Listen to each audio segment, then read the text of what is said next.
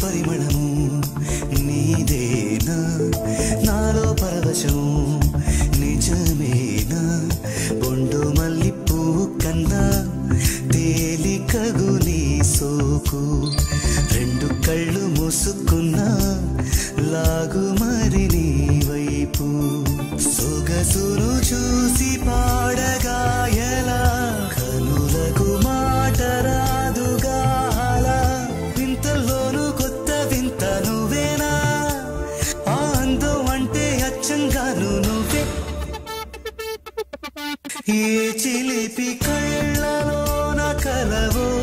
ఏ చిగు